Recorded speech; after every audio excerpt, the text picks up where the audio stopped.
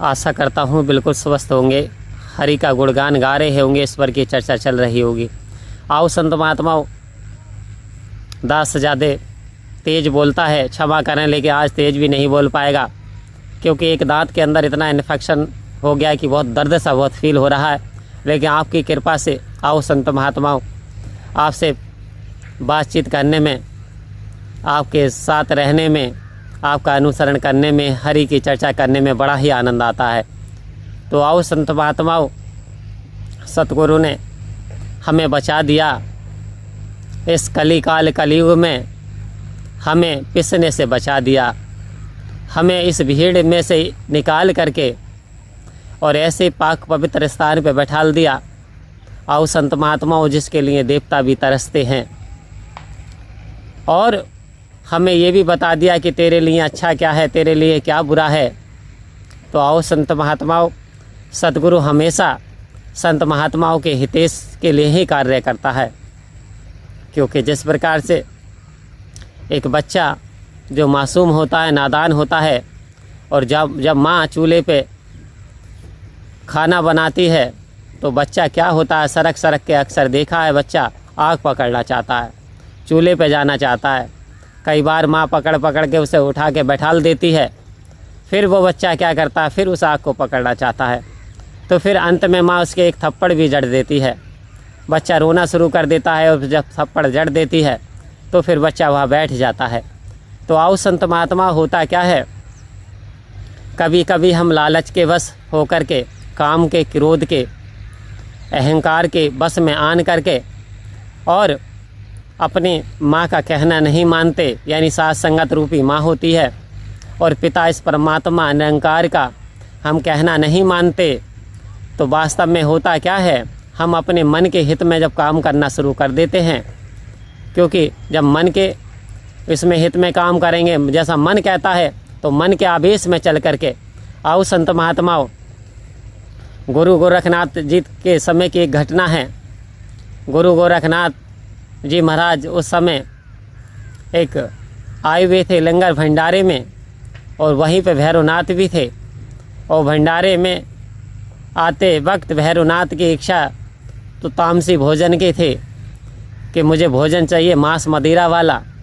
तो वहाँ जो कन्या थी वो माँ वैष्णो देवी के रूप में, उन्होंने कहा महाराज यहाँ सात्विक भोजन मिलेगा, अगर ऐसा भोजन करना तो आप अन्यथा और कहीं चले जाएं।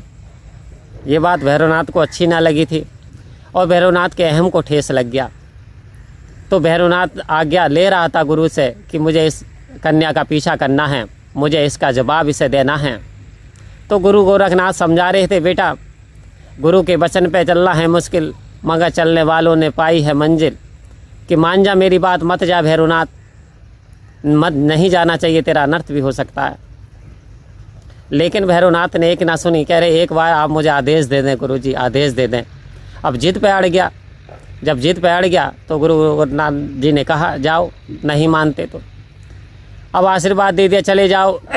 और चले जा कर के क्या करते हैं, जो जगत जननी है, क्योंकि काम की वासना आ गई मन के अंदर, काम की वासना आई और जगत जननी से ही उलझ बैठे, और ऐसे उलझे आओ संत महात्माओं कि फिर यानी मृत्यु को ही प्राप्त होना पड़ा।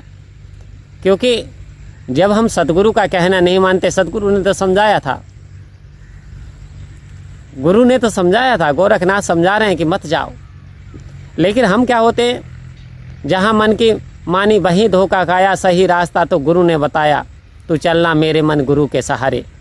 आओ संत महात्माओं, सही रास्ता हमें हमारे लिए सतगुरु बताते हैं कि बेटा ये सही रास्ता है, ये गलत है, यहाँ जाएगा तो यह लालच में पड़ जाएगा, तो लालच बहुत बुरी बला है। यहाँ क्रोध में पड़ जाएगा तो क्रोध तेरी बुद्धि को छेड़ कर देगा, तेरा पतन हो जाएगा। और क्रोध के वशीभूत आन करके ना जाने कितने व्यक्तियों का पतन हो चुका है। क्योंकि संत महात्माओं, एक बार का क्रोध करने से वैज्ञानिक बता रहे हैं कि जो दिमाग की 10,000 कोशिकाएँ हैं, ये जल करके नष्ट हो जाती है। 10,000 कोशिकाएँ एक बार में जल जाती हैं। तो फिर कल्पना करें, यदि हम बार बार गुस्सा करते हैं तो कितनी सारी, यानी हमारी याददाश्त फिर कमज़ोर हो जाती है, फिर हमारी क्षमता जो याद करने की वो बहुत फीकी पड़ जाती है। तो सतगुरु ने हमें क्रोध से बचा दिया, काम से बचा दिया, वासना से बचा दिया, अहंकार से बचा दिया, और कहा तू निर्लेप है, तू इस अनंत परमात्मा का स्रोत है, तू प्यार का स्रोत है, तू भाईचारे का स्रोत है, तू एक बार अपने आप को जान तो ले, तू है क्या। तो ये जो जानकारी हमें सद्गुरु ने की कि तू तो प्रकाश, सूरज के प्रकाश की तरह प्रकाशित है, तो तू फिर इन गंदगियों में क्यों पड़ा है भूल के अपने रब का नाम। तो आओ संत महात्माओं, ये जीव भूला हुआ था, लेकिन सद्गुरु ने इस जीव को अपने निजी स्वरूप की जानकारी करा दी कि तू ये है। तो बड़े भाग्यशाली हैं, बड़े खुशकिस्मत वाले हैं जिन्हें सत्संग की प्राप्ति हुई, जिन्हें ये सद्गुरु की कृपा से ब्रह्म ज्ञान की प्राप्ति हुई और संतों का संग मिला। तो आओ संत महात्माओं, इतना ही कि सद्गुरु हमको तुम्हारी मेहरबानी चाहिए और खुश रहे हरदम वही तो जिंदगानी चाहिए। तेरे चमन की एक अली मेरे दाता, मुस्कुरानी चाहिए, मुस्कुरानी चाहिए। संत महात्माओं, यही अरदास विनती कि सच्चे पातशाह तू सब पे कृपा कर, दया कर, मेहर कर और अपनी शरण में रख। परम प्यार से बोलिए धन्यवाद जी।